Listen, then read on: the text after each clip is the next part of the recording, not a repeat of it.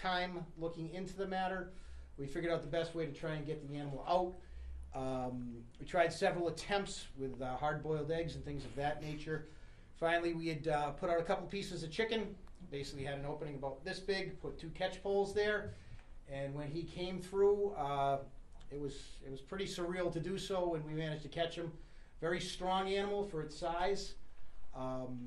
Fairly well behaved, all things considered, until we got the catch poles on it. Then it's a wild animal. Obviously, it tries to defend itself at that point.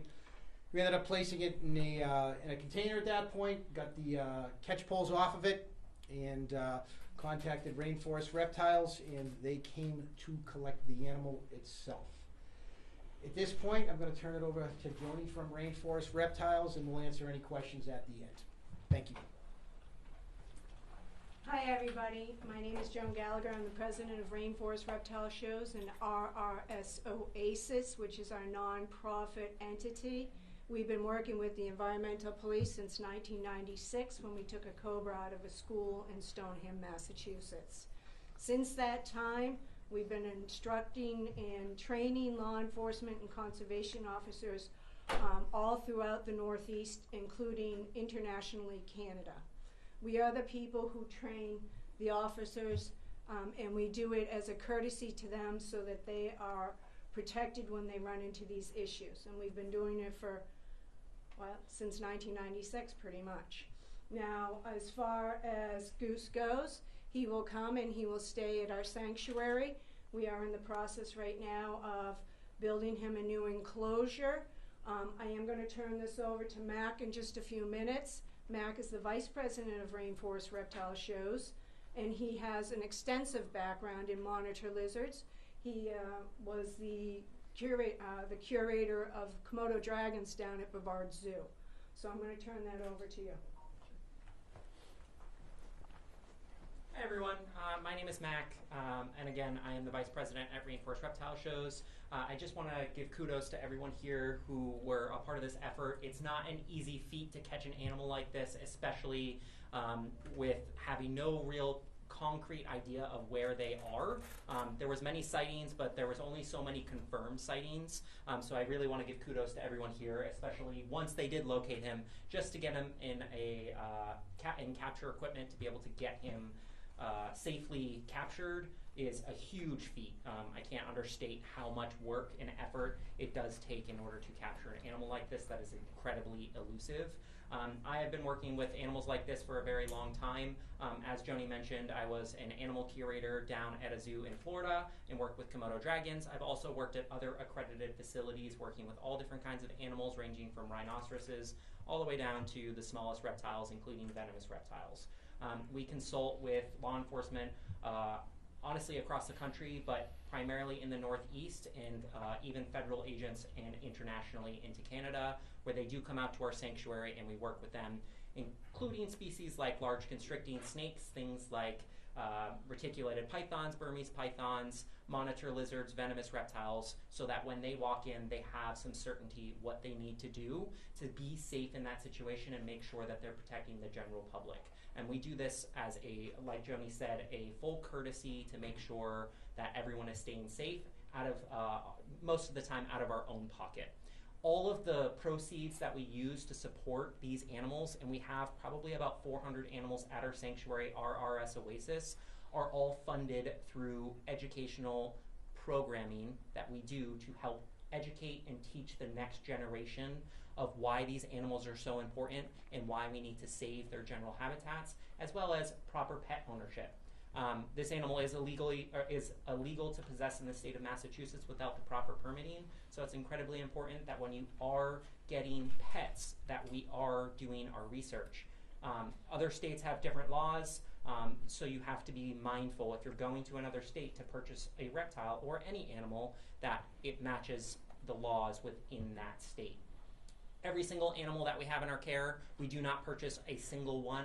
They all come to us from situations like this. Many times they don't get publicized, and then we financially burden all of the costs associated with them, including things like vet care, habitat construction and making sure that they thrive and have the best well-being possible.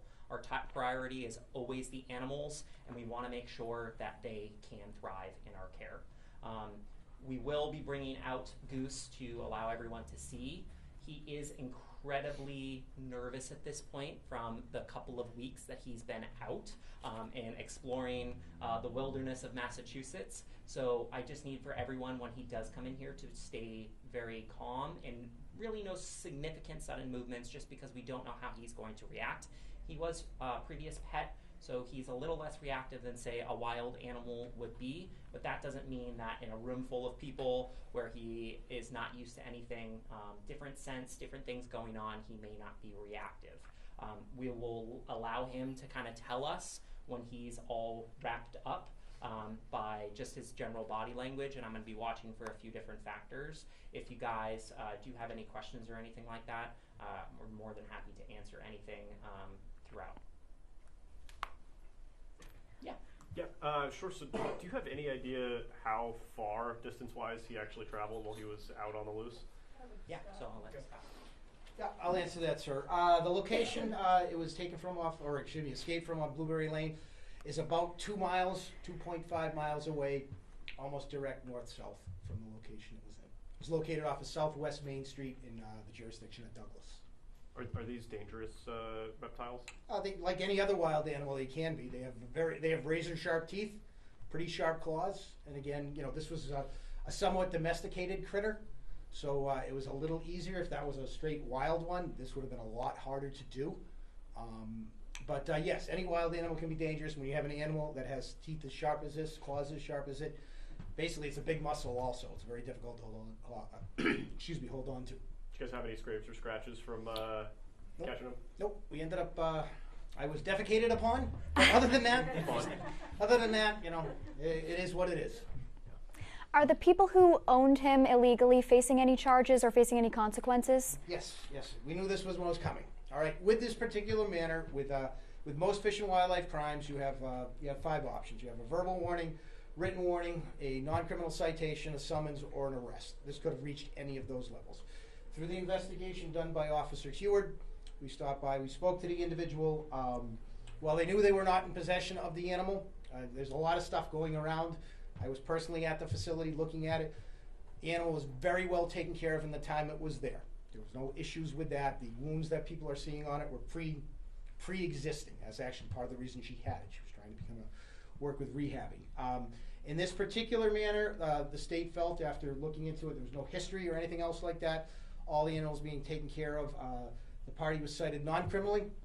Okay, there were 2 charges in it. One being the possession of the animal itself, Chapter 131, Section 25, and then the lack of an importation permit. Again, if you're going to bring an animal into the state of Massachusetts that is required to have a permit, you'd have to have that importation permit also. That was issued as a warning in that particular manner, and it is presently in the court waiting for disposition to be completed. Are there any bad environmental factors associated with having a water monitor in Massachusetts for its? A single water monitor, I'm guessing like a lot of chipmunks wouldn't like it around, quite frankly. But any animal that comes in that has the potential to be invasive, water monitors, anybody that takes a look down into Florida, and Mac and Joni can talk about this a lot more if you need to, but they're significantly affecting the population down there. One of the limiting factors with this particular animal is, again, temperature up here. Okay, that was the big concern on our part. We wanted to find this animal very quickly. They're a very, very temperature-sensitive animal. The only reason we caught it basically is because it came out to sun itself by the asphalt to get warm. Just like a turtle, just like a snake that we have up here. They come up, they warm themselves up with the sun. They're ectotherms. And that's how we ended up catching it, which is what I figured was going to happen at one point or another. When you start getting these into large numbers, then you see what happens in Florida. Florida has almost no small mammal population left because of the invasive reptiles that are down there. Question here. You mentioned something about drawing something. Can you just explain that again? And also the resources and time and manpower to do this. Was it worth it? Okay. The marking was simply basically we marked the street with a piece of paint. Which street? Southwest Main Street, sir. Okay. Okay. As for your resource question, well, We have an animal that was released that at one point could have been detrimental to the natural population. We have a population that was put into a great deal of fright by people on social media for an animal that was going to attack small children, eat cats and dogs, with very little scientific information put into it. The resource and man hours, yeah, we put a lot into it, but in the end, we have the animal back. The animal will be taken to to Rainforest Reptiles, where it'll live out a happy, healthy life. So in the end, yeah, I would definitely say it was worth it. Quick question. Sure. So when in the process of finding Goose, those two DCF members, how did that happen? The timeline of how you found Goose in the area. Okay, well, it's DCR, not DCF. DCR, excuse me. That's, Sorry. that's not it, but Zach, would you like to? So it was a Saturday afternoon. We were just out and about. We knew it was in the area. We decided to take a ride over, and lo and behold, it was just sitting on the side of the street. Which street? Southwest Maine. Mm-hmm. We followed it in, and it was like, as Amadi said, 10 to 15 feet off the street. So it was right there in front of us. Mm-hmm. And where did he go exactly? I know that there was a mention of trying to fish him out with chicken. Explain how that happened. Well, again, none of this would have happened without Zach that particular day. We'd actually had an onlooker come by with a large pickup truck making a lot of noise. We had to shoo away. And in the time, we actually had eyes on the animal. And in the time frame that we were yelling at them to go away, we lost sight of it. Spent about 5 minutes in the woods after that, and I was ready to call it quits at that point because I didn't want to spook it any further.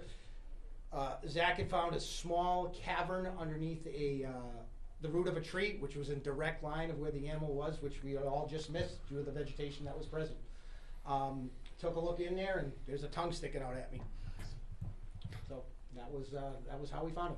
Are you able to say the closest cross street on Southwest Maine where it Yep, was found? yep. Southwest Maine down by High Street, probably about 500 to 750 feet northeast of the intersection.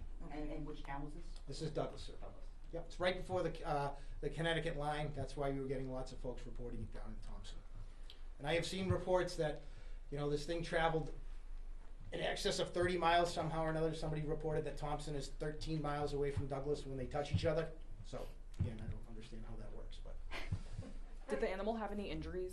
The animal had no injuries that we noticed at the time other than the pre-existing ones. Mac and Joni can explain anything further on the animal's health. Can you was it emaciated at all, hungry, or? Yeah.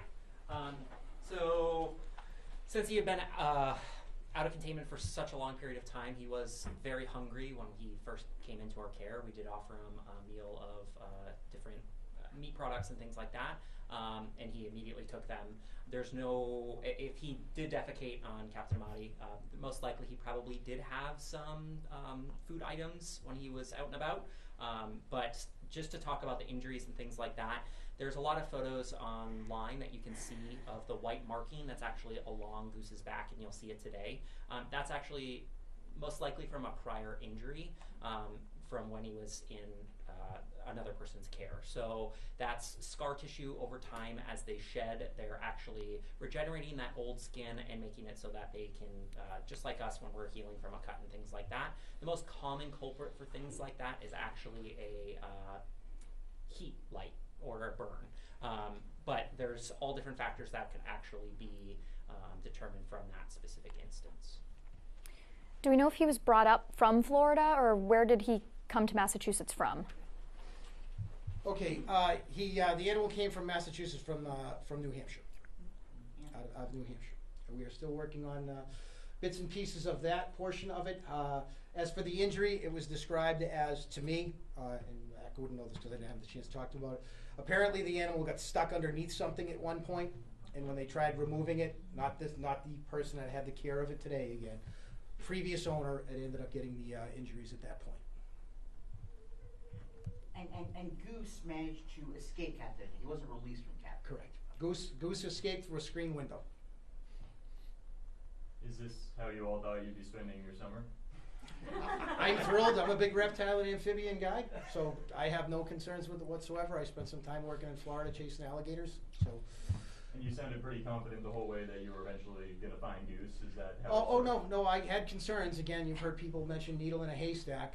Again, Douglas state forest it's huge. It's a large piece of property. I was getting concerned when, we get these reports and he would just disappear that fast. You had a lot of years of experience out looking for it, and just happens to be, it shows you, no matter how much you know, there's always something new to learn.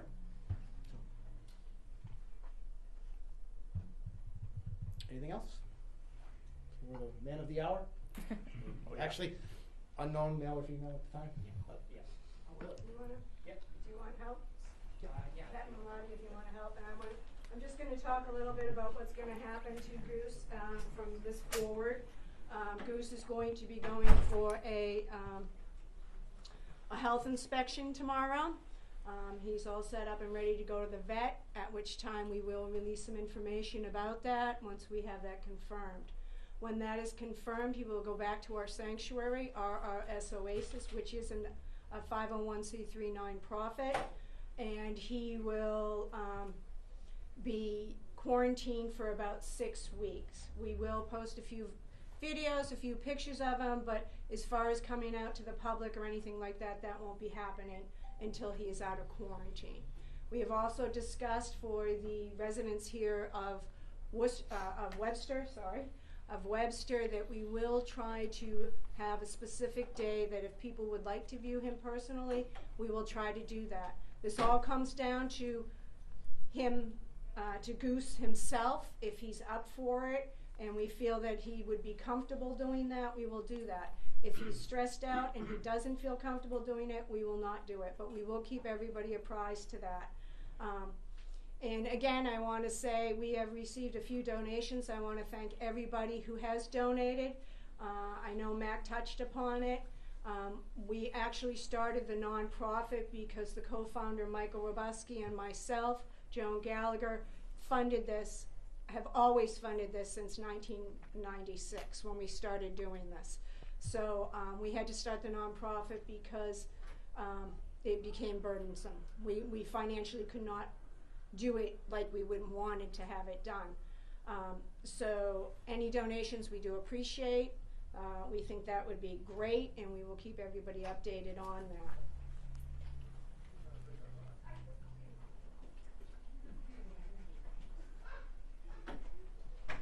So guys, you can see he's a melanistic animal, which means that he's pretty much all black in coloration. He's got oversaturation of the black pigmentation throughout his body. He's not what a normal water monitor or Asiatic water monitor would look like. He is pretty calm in general. He is trying to manipulate himself to kind of look around and see what's going on. But you can see those marks on his back, and that's what I'm talking about by the prior injury.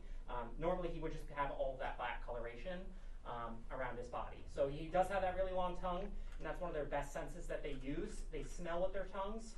He has 2 holes on the roof of his mouth called Jacobson's organs that they can smell, and they can smell even better than people can. Monitor lizards have extremely long tongues to be able to do that.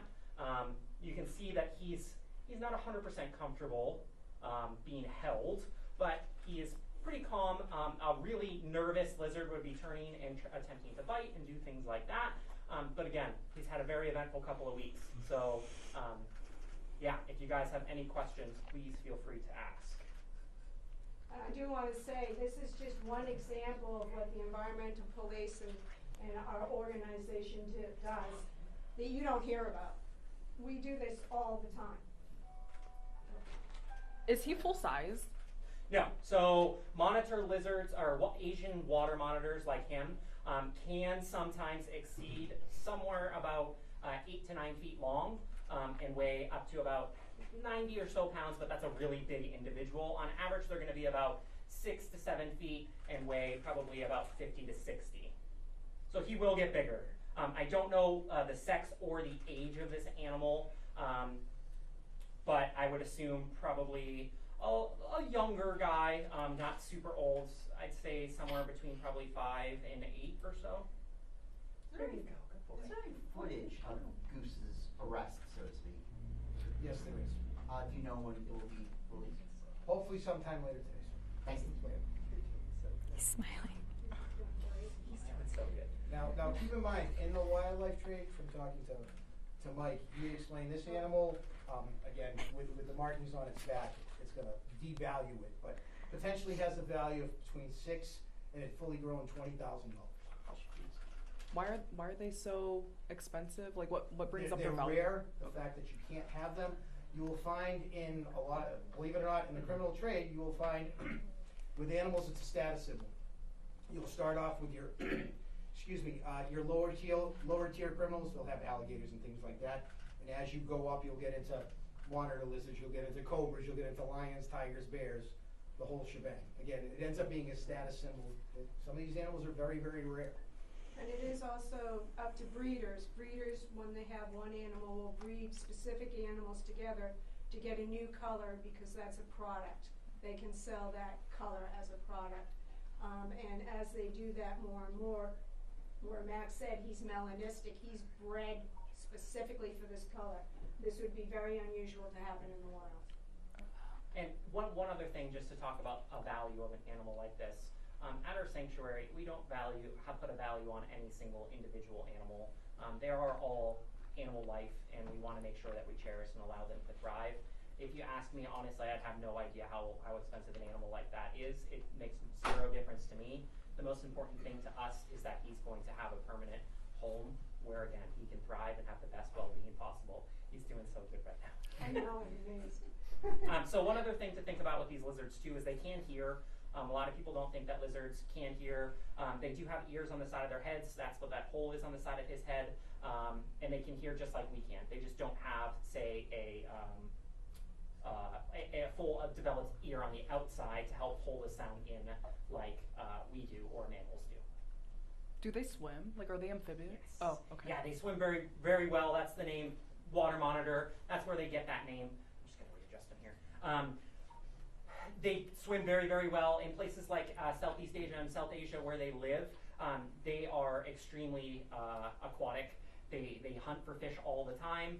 They feel very confident and comfortable in the water, and it allows them to cool down very, very well. How fast is he? He can move quick when he wants to. He can move up to about 12 miles per hour when he really wants. And when they're moving quick, they move very quick. And that's how they catch all the different prey items that they'd be searching for in the wild, is they're just very, very quick animals.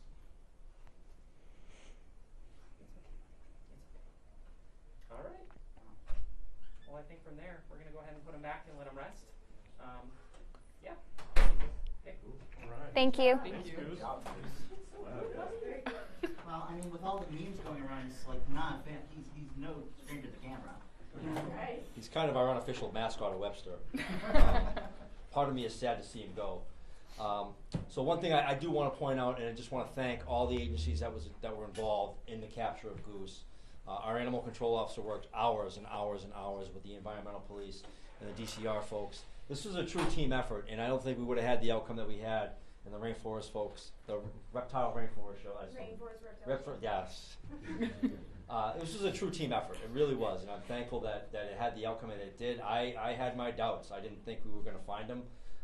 Then when we had the sightings, there was a little bit of hope there, and I'm glad that we had the outcome, and he's going to a place where he'll be well taken care of. And I just want to thank everybody that was involved in this. That was a huge undertaking for us, and we had a great outcome for it. So, anybody has any other questions? Just another clarifying question. Do you know where you can find the footage? I forgot to ask about where the footage would be when it comes out today. Apologies. Well, I'm not a media person. My understanding is we'll have something out at our website. I see. That is the goal. And another question, if possible, are you able to disclose the name of the person who owned Goose? I actually, believe it or not, and nobody's going to believe me that I don't know it. But, so again, those are court records. You could look at it into that regards. I don't know what the chief said while I was out for a second. I did want to make sure to thank all of our partners in this. Gentleman here asked about, again, resources. Again, this is why we're here, folks. We're here to help folks, and again, on our side, if we can help critters along the way. It was a pleasure to work with all of the folks involved. You would not have been able to do this alone in any way, shape, or form. Like I said, I've got a small amount of experience with this. Mike and Joni have a ton. But a good team effort by everybody from Webster PD to DCR to the ACO to Rainforest to us. Again, it's a nice example of what happens when folks work together. You get a good ending out of it, and we'll all move forward. And again, he's in He's in the Taj Mahal of places to be now, so he ended up lucking out and hitting the lottery. All right, thank you. Thank you. Anybody has anything else? Or? Yeah. I'd say he's more closer to about 4 feet. 4 feet. 4 feet in length. Yeah, he's a little smaller than initially reported. Can I just get a couple more names? Or should I do this when all the cameras are off? Or? It's up to you folks. We can do it now. Yeah. So, your name, sir? Zachary Poitras, Poitras. Zachary? Yes. And you're with the DCR? Correct. Okay. And